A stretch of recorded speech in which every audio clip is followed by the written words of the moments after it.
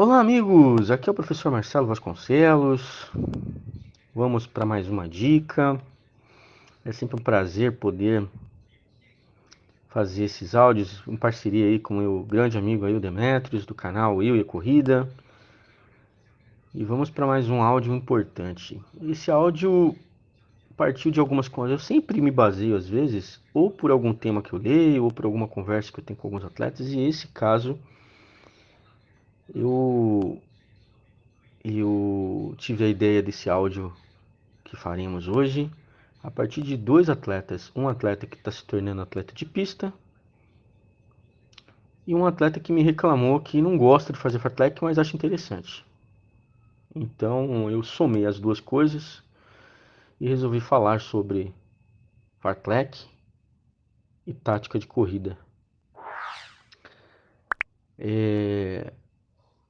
O fartlek eu sei que é um treinamento que muitas vezes, e da maneira que eu prescrevo para os meus atletas, nem todos gostam por causa do cansaço. É uma tarefa que acaba cansando. Existem várias maneiras de fazer fartlek, né? Às vezes as pessoas quando estão iniciando colocam caminhada e corrida, mas conforme vão avançando, conforme vão se acostumando com o treinamento, conforme vão melhorando seus paces, a gente já começa a fazer trote e a corrida com determinados paces. E aí eu mudo as distâncias, né?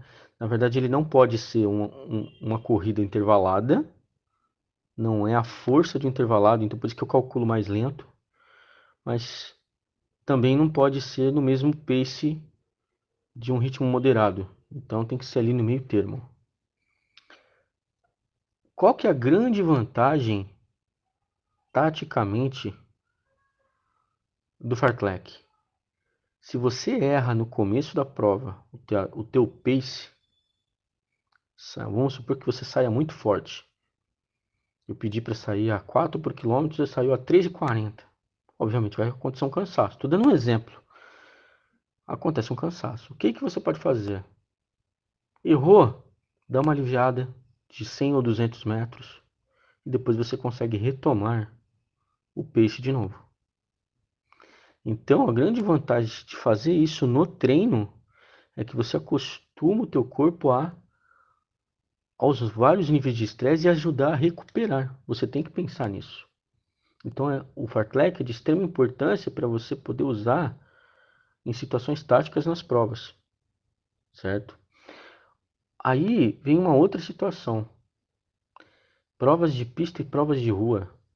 Claro, são situações diferentes e são táticas diferentes, às vezes até para a mesma distância.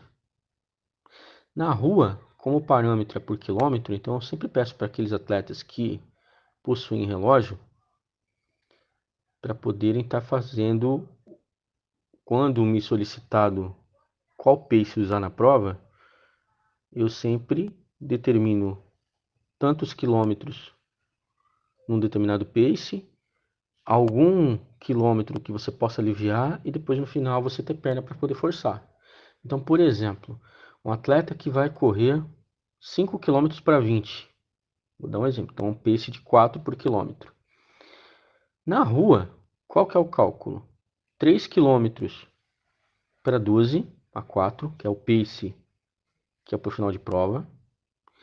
Do terceiro para o quarto quilômetro, um alívio. Então, ali você pode correr entre 4,10 e 4,15. E o último quilômetro forte, que você poderia fazer entre 3,45 e 3,50. E aí bateria os 20 minutos cravados. Já na pista, a tática é um pouco diferente. Porque ali o padrão é por volta. Uma prova de 5 quilômetros ou 5.000 metros são 12 voltas e meia. Sempre plano, óbvio. Então, normalmente eu peço 3 quilômetros no mesmo pace, bem parecido.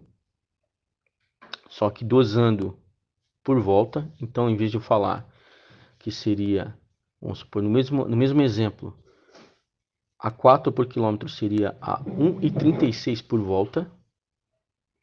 E a partir das últimas 5 voltas, o atleta faz 2 voltas fortes, uma volta mais lenta para aliviar e 2 fortes no final, que aí seriam as últimas 5 voltas. Então, aí o padrão seria por volta. entendeu? São situações diferentes. Claro, normalmente as provas de pista são muito mais velozes do que as provas de rua, certo?